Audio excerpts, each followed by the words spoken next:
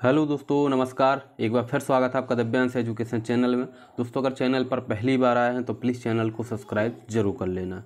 दोस्तों, आपने देखा होगा जब से 11 अगस्त से डीएलएड और बीएड का जो सुप्रीम कोर्ट से फैसला आया है, जिसमें कि डीएड को वहाँ से जीत दी गई है, तब से लेकर बहुत ज़्यादा यूट्यूब पर जो है वीडियो बन रहे हैं कि बीएड वालों को बाहर कर दिया जाएगा, डीएड वाले जीत गए हैं। तो इस प्रकार की खबरें जो है बहुत ज़्यादा चल रही हैं, जो कि सुप्रीम कोर्ट के आदेश के जो है जारी किया गया है। तो उसके अकॉर्डिंग सभी लोग बोल रहे हैं कि बीएड वालों को बाहर कर दिया जाएगा, 15,000 शिक्षकों को बाहर का रास्ता दिखा दिया जाएगा। ऐसा सभी लोग क्या है बोल रहे हैं कि ऐसा हो सकता है। तो कई लोगों ने कमेंट समय किए कि सर एक बार आप बताइए, क्या 15,000 शिक्षकों को इतनी आसानी से हटाया जा सकता है? क्या इनको मध्य प्रदेश हाई कोर्ट के द्वारा बाहर कर दिया जाएगा?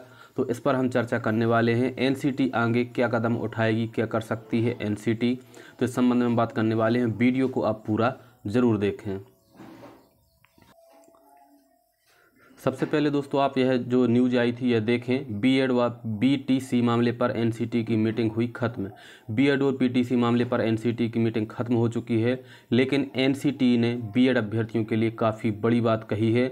बीएड अभ्यर्थियों के लिए एनसीटी की तरफ से बताया गया है कि सुप्रीम कोर्ट का जो फैसला आया है उससे पूरे भारत के सभी राज्यों में लागू किया जाएगा। सुप्रीम कोर्ट का आदेश है, तो जो है बिल्कुल जनरल सी बात है कि पूरे देश में यह लागू होगा।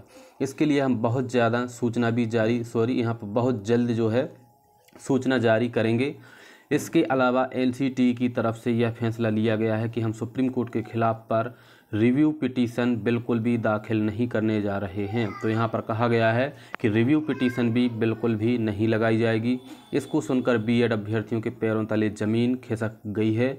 बीएड अभ्यर्थियों को काफ़ी उम्मीदें थीं कि एनसीटी हमारे पक्ष में कुछ बड़ा कर सकती है, लेकिन एनसीटी ने इस बात को जानकारी जो है दी है कि हम रिव्यू पिटीशन दाखिल नहीं करेंगे। एनसीटी रिव्यू पिटीशन बिल्कुल भी दाखिल नहीं करने जा रही है और बहुत जल्द एनसीटी की तरफ से एक बड़ी अधिसूचना घोषित होने वाली है, जिसमें सभी बातें स्पष्ट रूप से होंगी। अर्हता संबंधी सभी चीज़ क्लियर हो जाएंगी, जो कि समस्त राज्यों की अर्हता संबंधी ऐसी अधिसूचना को फॉलो करना पड़ेगा। तो आप सभी को पता है कि एनसीटी जो भी गजट पेश करती है तो यह संशोधित अब गजट फिर से जारी होने वाला है।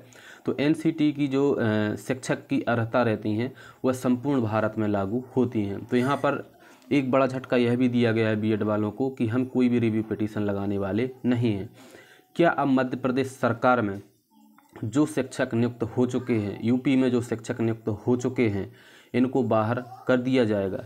तो दोस्तों, यहाँ पर मैं एक ही बात आप लोगों को बोलना चाहूँगा कि भारत या कोई भी जो अपना भारत का राज्य हो, एक बार नौकरी लगना जितना कठिन है उससे कहीं ज़्यादा कठिन है नियुक्ति को हटाना, यानी कि जो सरकारी कर्मचारी हैं उनको हटाना उससे ज़्यादा कहीं कठिन है।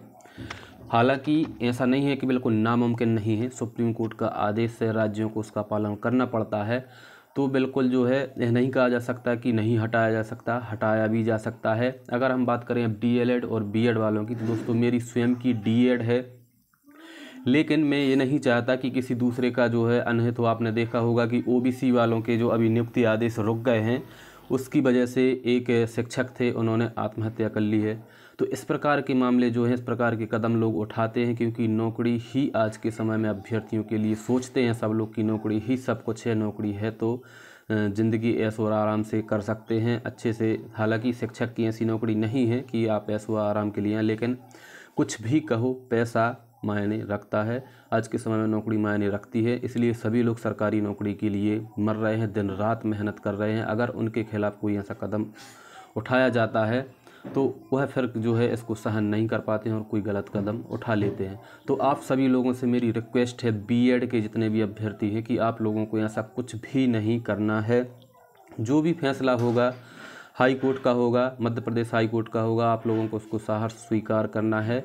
जो भी वहाँ से होगा, क्योंकि ना तो उसमें डीएलएड वाले कुछ कर सकते हैं और ना ही बीएड वाले कुछ कर सकते हैं। जो फैसला है वह रहेगा, हाई कोर्ट का माननीय न्यायालय का फैसला रहेगा।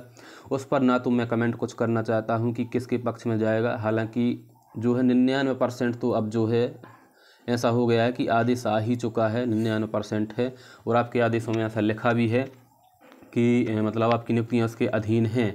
लेकिन एक बात को आप याद रखना, जो 1% यह बच रही है उम्मीद, उसमें ही मैंने कहा है कि जितनी नौकरियां लगना कठिन है, उससे कहीं ज़्यादा भारत में कठिन है नौकरियों से हटाना। ठीक है, इस बात को आप लोग ध्यान रखें। यह सबसे एक बड़ी बात मैंने कही है। तो इतना आसान नहीं होगा हटाना, लेकिन सुप्रीम कोर्ट के आदेश हैं, हाई कोर्ट भी इसका पालन करेगा। जैसे ही याचिका इसकी पहले से लगी हुई है याचिका, हालांकि इसमें और जो है याचिकाएं लगेंगी, तो उसके बाद में अब देखते हैं फिर हाई कोर्ट के द्वारा डीपीआई को क्या आदेश दिए जाते हैं, क्या आदेश निकाला जाता है। तो मेरा बिल्कुल भी पक्ष नहीं है कि किसी को मैं जो है किसी का दिल दुखाऊं। जो आदेश माननीय न्यायालयों का होगा वह आप लोगों को मानना पड़ेगा, हमें मानना पड़ेगा, पूरे राज्य को, पूरे देश को मानना पड़ेगा। इसमें बिल्कुल भी यह नहीं कह सकते कि 15,000 को हटा दिया जाएगा या नहीं हटा दिया जाएगा। डीएलएड अभ्यर्थी हैं वह अपने हक के लिए लड़ रहे हैं, बीएड अभ्यर्थी हैं वह अपने हक के लिए लड़ रहे हैं। तो सभी लोग अपने अपने पक्ष वो और आगे अभी रखेंगे, और उसमें कहीं भी ऐसा नहीं कहा गया कि आपको हटा दिया जाएगा। तो अब देखते हैं क्या होता है। बीएड वाले जो हैं उनको भी अपना प्रयास करना चाहिए, डीएलएड वाले हैं उनको भी अपना प्रयास करना चाहिए, क्योंकि नौकरी किसी को ऐसे ही नहीं मिल जाती है, बड़ी मुश्किल से नौकरी मिलती है।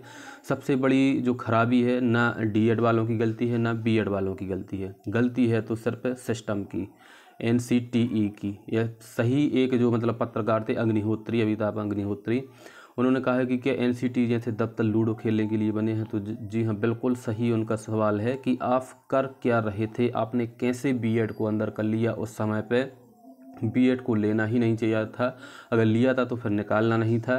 तो इस प्रकार की जो है यह गलती बहुत बड़ी की है बीएड वालों ने, मतलब सॉरी NCT वालों ने। इनको लेना ही नहीं था उस समय पे, अगर लेना था तो ब्रज कोर्स की शर्तें वगैरह नहीं रखनी थी। इस वजह से जो है बीएड हारी हुई है। तो आप लोगों को जो है आपस में कुछ भी नहीं करना है, ना ही कोई कदम उठाना है, क्योंकि जो भी फैसला होगा वह सबके लिए होगा, आप अकेले के लिए होगा नहीं, आप अकेले भी इसमें कुछ कर नहीं सकते।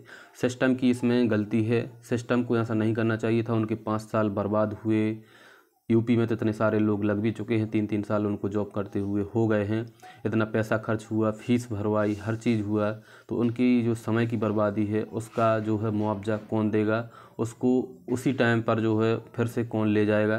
तो यह जो है समस्त चीज़ें मायने रखती हैं। तो ऐसा इनको नहीं करना चाहिए था। हालांकि अब देखते हैं आगे क्या होता है। तो दोस्तों, आप लोगों को मैं एक बार फिर कहना चाहूँगा कि कोई भी कैसा भी फैसला आए, आप लोगों को स्वीकार करना है। नौकरी ही सब कुछ नहीं होती, आगे और देखा जाएगा, और भी भर्तियाँ मिलेंगी आप लोगों को। बीएड वालों को वर्ग 1 में, वर्ग 2 में भी अच्छा खासा मौका रहता है, TGT में रहता है। कई वैकेंसियाँ केंद्र सरकार की भी निकलती रहती हैं, नवोदय विद्यालय, D-SSB वगैरह केंद्रीय विद्यालय में। तो आप लोगों को वहाँ पर भी अच्छा मौका रहता है, आप लोग वहाँ भी अप्लाई कर सकते हैं। अगर यहाँ से आप निकल रहे हैं तो आप लोगों को जो है निराश नहीं होना है, कहीं ना कहीं आपकी जॉब ज़रूर लगेगी। अगर आपने इसमें जॉब ली है तो आपकी इतनी काबिलियत तो होगी कि आप एग्ज़ाम निकाल सकते हैं। तो आगे आप लोग तैयारी करते रहें, तैयारी बंद ना करें। तो दोस्तों, मिलते हैं बहुत ही जल्द नेक्स्ट वीडियो में, तब तक के लिए बहुत बहुत धन्यवाद।